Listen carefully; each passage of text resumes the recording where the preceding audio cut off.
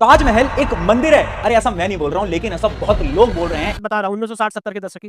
तो उन्होंने स्वयं ताजमहल में नीचे हिंदू देवी देवताओं की मूर्तियां देखी। इवन कुछ लोगों ने तो ना इस चीज के ऊपर इंडियन गवर्नमेंट के ऊपर केस तक कर दिया था, ये प्रूव करते हुए कि ये जो ताजमहल है ना, पहले ये शिव मंदिर हुआ करता था, जिसको तोड़ के यहाँ पर शाहजहां ने ताजमहल बना दिया। सिर्फ इतना ही नहीं, ये जो ताजमहल है ना, इसके पीछे छुपी है बहुत सारी मिस्ट्रीज। जैसे कि एक मिस्ट्री आती है कि ताजमहल के अंदर वो जो कुछ बंद दरवाजे हैं, यानी 22 बंद कमरे, आखिर उनके पीछे क्या छुपा हुआ है, क्या राज है। और सिर्फ इतना ही नहीं, एक मिस्ट्री तो ये तक बोलती है कि शाहजहां ने जितने भी वर्कर्स थे ना जो काम कर रहे थे ताजमहल में, उन सबके हाथ कटवा दिए थे। लेकिन क्या ये बात सही भी है या फिर एक नॉर्मल सी अफवाह? तो चलिए आज समझते हैं ताजमहल की पूरी हिस्ट्री और कुछ ऐसी मिस्ट्रीज जिसके बारे में अगर आप सुनोगे ना तो आज आप शॉक हो जाओगे। दुनिया का 7वां अजूबा, प्यार की निशानी और अद्भुत कलाकारी। लोगों के मन में ताजमहल की यही अमिट छाप बैठी हुई है। ताजमहल में मुख्य मकबरे और चमोली फर्श के नीचे 22 कमरे बने हुए हैं, जिन्हें बंद कर दिया गया था। तो हाय एवरीवन, मेरा नाम है प्रशांत। हम बचपन से ही ना एक कहानी तो जरूर सुनते आ रहे हैं और उस कहानी का नाम है ताजमहल। यानी जो ताजमहल है ना, ये एक प्रेम की निशानी है जिसको बनाया था शाहजहां ने अपनी वाइफ, जिनका नाम था मुमताज महल। इनके लिए इन्होंने ये पूरा का पूरा ताजमहल बनाया था। अब इसके पीछे की कहानी ऐसी है ना कि जो मुमताज थी वो अपने बच्चे को जब जन्म दे रही थी, उस समय पर अनफॉर्चुनेटली उसकी डेथ हो जाती है, जिसकी वजह से शाहजहां ये सोचते हैं कि अब उनकी निशानी के तौर पे वो ताजमहल जैसी इतनी बड़ी इमारत बनाकर रहेंगे। और इसी ताजमहल का काम शुरू होता है ईयर 1632 के अंदर, और इसके अंदर 20,000 से ज्यादा लोग काम करते हैं इस ताजमहल को बनाने के लिए। और इतने लोग काम करते हैं, लेकिन फिर भी इसको बनाने में 22 साल लग जाते हैं। यानी 1653 के अंदर ये पूरा का पूरा शानदार ताजमहल, जो कि आज के समय पर 7th wonder of the world बोला जाता है, वो बनके तैयार हो जाता है। लेकिन ये तो वो कहानी है जो कि हम बचपन से सुनते आ रहे हैं। रियलिटी क्या है? अब देखो, इसके पीछे ना 3 थ्योरीज हैं जो कि आजकल बहुत ज्यादा वायरल हो रही हैं। जैसे कि सबसे पहली थ्योरी, इतने पुराने समय में यानी 17th सेंचुरी के अंदर आखिर इतना एडवांस आर्किटेक्चर शाहजहां ने बनाया कैसे? क्या इसके पीछे कुछ ऐसी सुपरनैचुरल पावर्स थी जिनकी मदद लेके शाहजहां ने उस समय पर यह ताजमहल बनाया? पावर्स का नाम है एलियंस। हाँ, यानी कुछ लोग ये मानते हैं कि जो ताजमहल है ना, ये एलियंस की मदद से बन पाया। फिर आती है थ्योरी नंबर 2, जो कि ये है कि ताजमहल बनने के बाद जितने भी वर्कर्स थे ना, उन सबके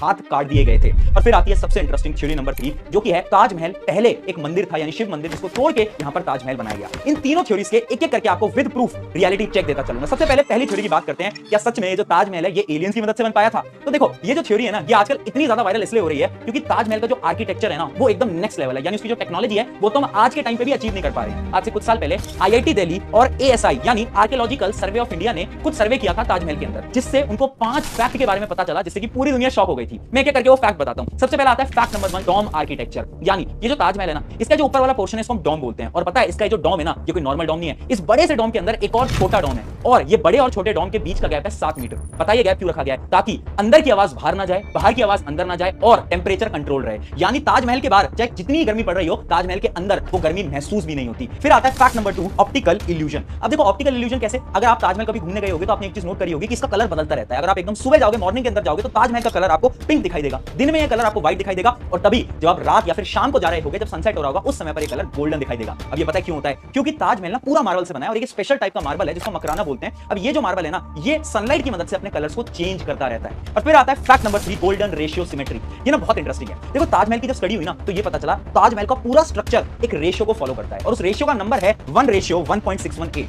अब ये जो रेशियो है ना, ये बहुत ज्यादा स्पेशल रेशियो है, क्योंकि साइंस से बोलती है इस रेशियो में अगर हम किसी भी चीज को बनाएंगे वो बहुत ज्यादा सुंदर दिखाई देगी। इवन एक बहुत फेमस पेंटर है जिनका नाम है दा विंची, आपने कभी ना कभी उनका नाम तो सुना होगा। वो अपनी पेंटिंग्स को इसी रेशियो में ड्रॉ किया करते थे ताकि उनकी पेंटिंग्स बहुत सुंदर दिखाई दे। फिर आता है हमारा फैक्ट नंबर 4, पंपलेस फाउंटेन्स। यानी ताजमहल के अंदर ना बहुत सारे फाउंटेन्स हैं, अराउंड 53 फाउंटेन्स इन ओवरऑल। लेकिन इन फाउंटेन्स के अंदर पंप ही नहीं है, तो आखिर पानी बाहर कैसे आता है? तो यहां पर भी इन्होंने ओल्ड साइंस का इस्तेमाल करा है, यानी कुछ कॉपर वेसल्स लगाई हैं जिसकी मदद से वो प्रेशर जनरेट करते हैं और पानी को बाहर निकाल के आ पाते हैं। और फिर आता है 5th फैक्ट और सबसे इंटरेस्टिंग फैक्ट, कैलीग्राफी इल्यूजन। अब देखो, अगर आपने नोट करा हो, ताजमहल के ना कुछ चीजें लिखी हुई हैं। अब अगर आप ऊपर से देखोगे तो भी आपको वो फॉन्ट का साइज सेम दिखाई देगा, अगर आप नीचे से देखोगे तो भी आपको उस फॉन्ट का साइज सेम दिखाई देगा। यानी उस कैलीग्राफी को इस प्रकार से लिखा गया है कि कोई भी इंसान किसी भी एंगल से उसको देखे, उसको वो साइज एक प्रकार दिखना चाहिए और उसको पूरी लैंग्वेज समझ आनी चाहिए। और ये जब रिसर्च करी गई और ये फैक्ट्स बाहर आए तो सब शॉक हो गए, और तब से लोगों ने बोलना स्टार्ट कर दिया कि जो ताजमहल है ये तो एलियंस की मदद से बना है।